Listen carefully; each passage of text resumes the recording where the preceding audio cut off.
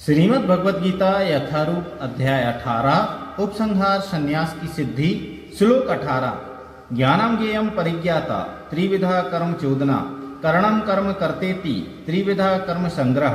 अर्थात ज्ञान, ज्ञेय तथा ज्ञाता ये तीनों कर्म को प्रेरणा देने वाले कारण हैं।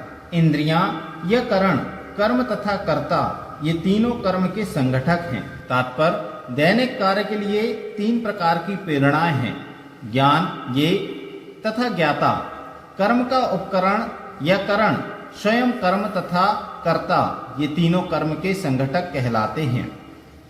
किसी भी मनुष्य द्वारा किए गए किसी भी कर्म में ये ही तत्व रहते हैं। कर्म करने के पूर्व कुछ न कुछ प्रेरणा होती है। किसी भी कर्म से पहले प्राप्त होने वाला फल कर्म के सूक्ष्म रूप में वास्तविक बनता है। इसके बाद वह क्रिया का रूप धारण करता है। पहले मनुष्य को सोचने, अनुभव करने तथा इच्छा करने जैसी मनोवैज्ञानिक विधियों का सामना करना होता है, जिसे प्रेरणा कहते हैं। और यह प्रेरणा चाहे शास्त्रों से प्राप्त हो या गुरु के उपदेश से, एक सी होती है। जब प्रेरणा होती है और जब कर्ता होता है तो इंद्रियों की सहायता से, जिनमें मन सम्मिलित है और समस्त इंद्रियों का केंद्र है, वास्तविक कर्म संपन्न होता है। किसी कर्म के समस्त संघटकों को कर्म संग्रह कहा जाता है। श्लोक 19 ज्ञानम कर्म चाकर्ता च त्रिविधे गुण भेदता प्रोच्यते गुण सांख्यानि यथावक्षणु तन्नपि। अर्थात प्रकृति के तीन गुणों के अनुसार ही ज्ञान, कर्म तथा कर्ता के तीन तीन भेद हैं। अब तुम मुझसे इन्हें सुनो।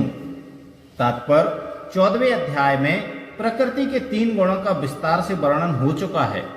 उस अध्याय में कहा गया था कि सतोगुण प्रकाशक होता है, रजोगुण भौतिकतावादी तथा तमोगुण आलस्य तथा प्रमाद का प्रेरक होता है। प्रकृति के सारे गुण बंधनकारी हैं, वे मुक्ति के साधन नहीं हैं। यहाँ तक कि सतोगुण में भी मनुष्य बद्ध रहता है।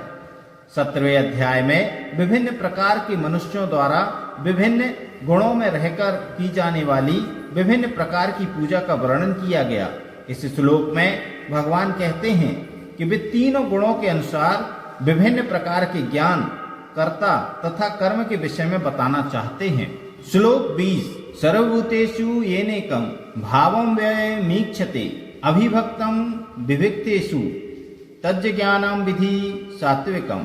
अर्थात जिस ज्ञान से अनंत रूपों में विभक्त सारे जीवों में एक ही अभिव्यक्त आध्यात्मिक प्रकृति देखी जाती है, उसे ही तुम सात्विक जानो। तात्पर्य जो व्यक्ति हर जीव में, चाहे वह देवता हो, मनुष्य हो, पशु पक्षी हो या जल जंतु अथवा पौधा हो, एक ही आत्मा को देखता है, उसे सात्विक ज्ञान प्राप्त रहता है। समस्त जीवों में एक ही आत्मा है, यद्यपि पूर्व कर्मों के अनुसार उनके शरीर भिन्न भिन्न हैं, जैसा कि 7वें अध्याय में वर्णन हुआ है। प्रत्येक शरीर में जीवनी शक्ति की अभिव्यक्ति परमेश्वर की पर प्रकृति के कारण होती है। उस एक पर प्रकृति, उस जीवनी शक्ति को प्रत्येक शरीर में देखना सात्विक दर्शन है। यह जीवनी शक्ति अविनाशी है, भले ही शरीर विनाशशील हों। जो आपसी भेद हैं वह शरीर के कारण हैं। चूंकि बद्ध जीवन में अनेक प्रकार के भौतिक रूप हैं, अतएव जीवनी शक्ति विभक्त प्रतीत होती है। ऐसा निराकार ज्ञान आत्म साक्षात्कार का एक पहलू है। श्लोक 21 पृथक्तेन तु यज्ञानम नाना भावान पृथक विधान वेत्ति सर्वेषु भूतेषु तज्ज्ञानम विधि राजसम। अर्थात जिस ज्ञान से कोई मनुष्य विभिन्न शरीरों में भिन्न भिन्न प्रकार का जीव देखता है, उसे तुम राजसी जानो। तात्पर्य यह धारणा कि भौतिक शरीर ही जीव है और शरीर के विनष्ट होने पर चेतना भी नष्ट हो जाती है, राजसी ज्ञान है। इस ज्ञान के अनुसार एक शरीर दूसरे शरीर से भिन्न है, क्योंकि उनमें चेतना का विकास भिन्न प्रकार से होता है। अन्यथा चेतना को प्रकट करने वाला पृथक आत्मा ना रहे। शरीर स्वयं आत्मा है और शरीर के परे कोई पृथक आत्मा नहीं है। इस ज्ञान के अनुसार चेतना अस्थाई है, या यह कि पृथक आत्माएं नहीं होती, एक सर्वव्यापी आत्मा है जो ज्ञान से पूर्ण है। और यह शरीर क्षणिक अज्ञानता का प्रकाश है, या यह कि इस शरीर के परे कोई विशेष जीवात्मा या परमात्मा नहीं है। ये सब धारणाएं रजोगुण से उत्पन्न हैं।